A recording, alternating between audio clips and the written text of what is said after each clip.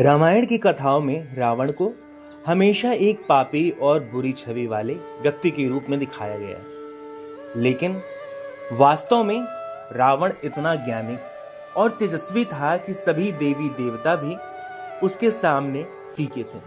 स्वयं भगवान शिव और राम भी रावण के ज्ञान के और गुणों के आगे नतमस्तक थे। यही कारण रहा कि जब रावण की मृत्यु हुई तब राम ने स्वयं अपने अनुज भ्राता लक्ष्मण को रावण के पास भेजा और कहा कि जाकर रावण के शीश के पास खड़े हो जाए और उसके सभी अच्छे गुणों को खुद में समाहित करे। रावण ने लक्ष्मण को कौन कौन से ज्ञान दिए, इसके बारे में हम आपको इस कथा के माध्यम से बताएंगे, लेकिन उसके पहले आपसे निवेदन करेंगे कि आप इस चैनल को सब्सक्राइब करें ताकि भगवान राम की कृपा आप पर भी निरंतर बरसती रहे। रावण भले ही बहुत ताकतवर था, लेकिन माता सीता का छल पूर्वक हरण करने और उन्हें बंदी बनाकर रखने के अपराध के कारण उसका अंत भगवान राम द्वारा किया गया। लेकिन भगवान राम यह मानते थे कि रावण के जैसा महाज्ञानी और विद्वान इस पूरे संसार में कोई नहीं है। इसीलिए तो उन्होंने लक्ष्मण को रावण से ज्ञान प्राप्त करने का आदेश दिया। लंकापति रावण राक्षस कुल के राजा थे, लेकिन इस बात से इनकार नहीं किया जा सकता कि रावण की तरह दूसरा कोई व्यक्ति नहीं था। लंकाधिपति दशानन रावण बलशाली महापराक्रमी योद्धा, परम शिव भक्त, वेदों के ज्ञाता और महापंडित थे। इन गुणों के बावजूद भी रावण को माता सीता के हरण की सजा मिली और भगवान राम के हाथों उसका अंत हुआ। रावण जब मृत्यु शैया पर था तब भगवान राम ने लक्ष्मण को आदेश दिए कि वह रावण के अंतिम समय में उनसे जीवन के अहम ज्ञान को प्राप्त करें, जो रावण के अलावा और कोई नहीं दे सकता है। राम ने लक्ष्मण से कहा, तुम रावण के पास जाओ और उससे जीवन के अहम शिक्षाएं प्राप्त करो। भगवान राम के आदेश पर लक्ष्मण भी मरणासन अवस्था में पड़े रावण के सिर के पास जाकर खड़े हो गए, लेकिन रावण ने लक्ष्मण से कुछ नहीं कहा।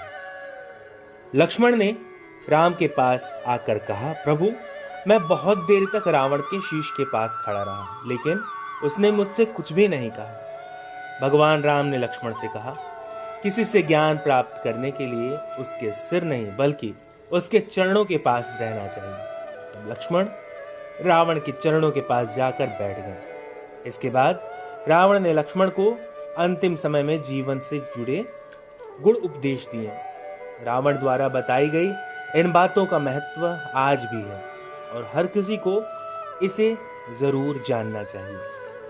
रावण लक्ष्मण से कहते हैं कि किसी शुभ या अच्छे काम को करने में कभी भी देरी नहीं करनी चाहिए, लेकिन बुरे या अशुभ काम के प्रति जितना हो सके मोहवश में करें और उसे टालने का प्रयास करें। व्यक्ति को कभी भी अपनी शक्ति और पराक्रम का घमंड नहीं करना चाहिए।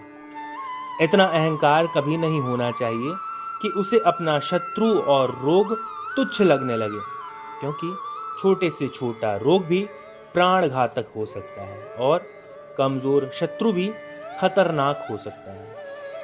मेरे लिए राम और उनकी वानर सेना को तुच्छ मानना ही सबसे बड़ी भूल थी, जो कि मेरी मृत्यु का कारण बनी और आज मैं तुम्हारे सामने मरणासन अवस्था में पड़ा हूं। रावण ने तीसरा उपदेश देते हुए लक्ष्मण को ज्ञान की बातें बताते हुए कहा, व्यक्ति को शत्रु और मित्र के बीच पहचान करने में परख होनी चाहिए।